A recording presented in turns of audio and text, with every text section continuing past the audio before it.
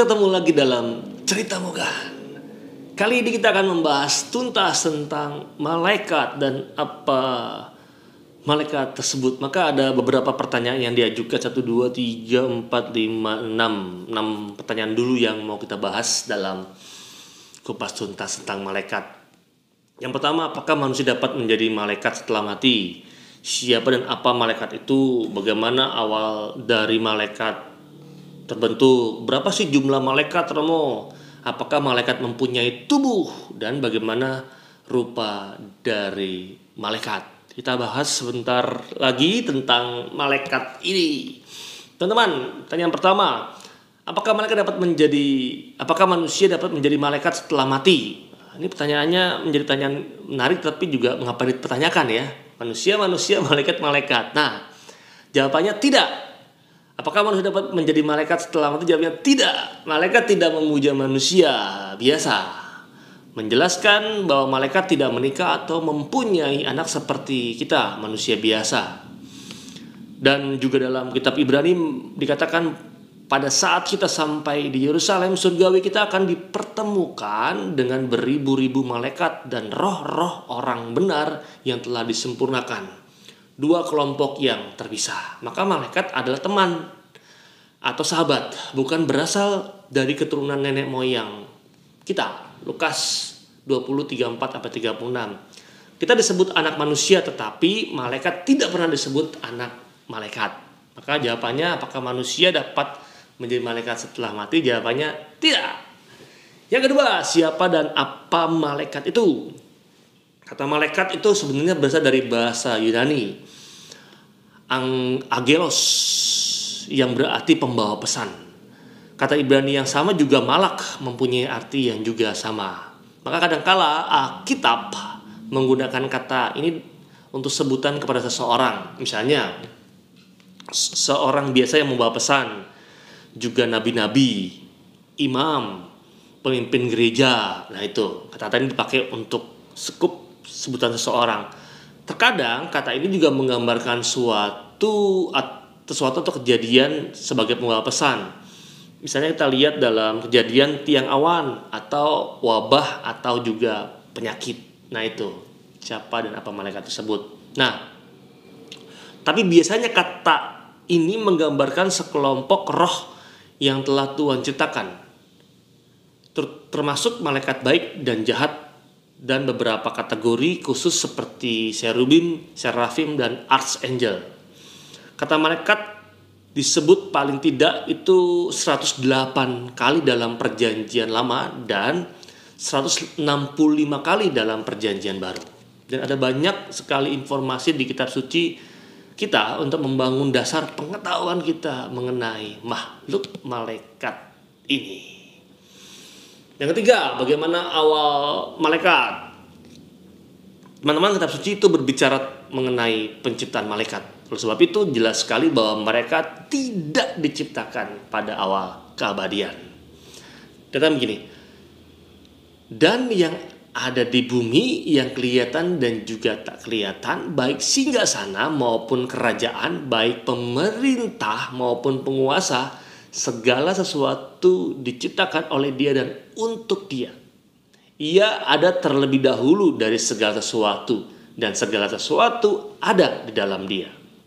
Waktu penciptaan mereka tidak pernah disebutkan secara pasti, tapi mungkin sekali waktu penciptaannya terjadi berhubungan dengan penciptaan langit dalam Kejadian 1 ayat 1. Mungkin juga terjadi bahwa Tuhan menciptakan mereka segera setelah penciptaan langit, sebelum penciptaan dunia berdasarkan Ayub 38 ayat 4 sampai dengan 7. Anak Allah berteriak bersukacita ketika Dia menaruh dasar bumi. Itu awal bagaimana dengan malaikat. Yang keempat adalah berapa jumlah malaikat. Nah, walaupun kitab suci tidak memberikan jumlah yang pasti, tetapi kita diberitahukan bahwa jumlah malaikat itu sangat banyak. Dalam kitab Daniel 7 sampai dan 7 ayat 10 itu juga dikatakan juga demikian. Matius 26 ayat 53, bahkan juga kitab Ibrani 12 ayat 22. Kelihatannya malaikat diciptakan hanya pada satu kali. Tidak ada malaikat baru yang ditambahkan. Malaikat tidak akan mati atau dalam bentuk apapun atau punah. Nah, oleh sebab itu mereka juga tidak akan berkurang. Kelihatannya masuk akal untuk mengatakan bahwa jumlah malaikat dalam keberadaan sebanyak jumlah manusia sepanjang sejarah. Yang kelima, apakah malaikat mempunyai tubuh, Romo? Malaikat pada dasarnya adalah roh yang melayani. Ibrani 1 ayat 14. Dan tidak mempunyai tubuh nyata seperti manusia. Yesus menyatakan bahwa roh tidak mempunyai tulang dan daging, sebagaimana kamu melihat aku. Lukas 27, 37 sampai dengan 39. Maka Alkitab mengatakan bahwa malaikat hanya bisa berada di suatu tempat pada satu saat. Mereka pasti mempunyai keberadaan lokal saja. Malaikat dapat mengambil bentuk seorang manusia jika memang dibutuhkan. Bagaimana orang dapat menjamu, entertain angels? Di sisi lain, penampilan mereka terkadang dalam bentuk sinar yang menyilaukan dan dalam kemuliaan yang juga menggetarkan. Itu penjelasan tentang malaikat tidak punya tubuh, yaitu roh yang melayani. Dan terakhir adalah bagaimana dengan rupa malaikat. Nah, teman-teman terkasih, karena malaikat adalah roh dan bukan berbentuk fisik, mereka tidak kelihatan setiap waktu. Elisa pernah berdoa bahwa pembantunya akan melihat pasukan malaikat melalui kota. Dan anak muda ini dibuka matanya sehingga ia dapat melihat makhluk-makhluk yang tidak kelihatan itu. Maka ketika malaikat muncul, mereka muncul dalam bentuk manusia.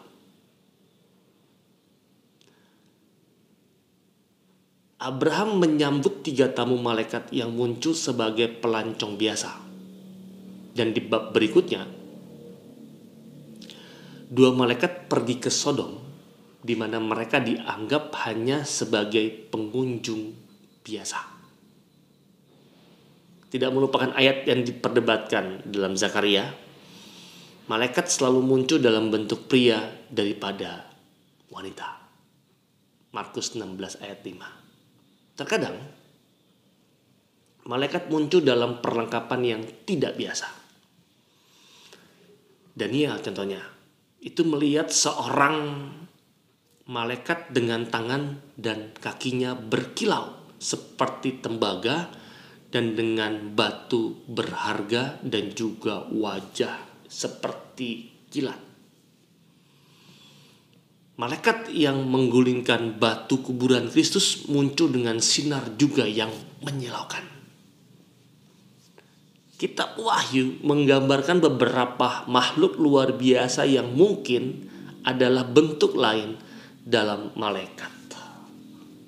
Nah, maka malaikat dalam Alkitab tidak pernah muncul dalam bentuk yang lucu atau anak-anak yang menggemaskan. Mereka selalu muncul dalam bentuk orang dewasa. Ketika orang-orang dalam Alkitab melihat malaikat, respon mereka selalu saja rebah dan sembah sujud dalam rasa takut dan juga terkejut. Bukannya mendekat dan ingin menggelitik bayi yang lucu. Maka beberapa ayat dalam Alkitab juga menyebutkan malaikat itu juga mempunyai sayap.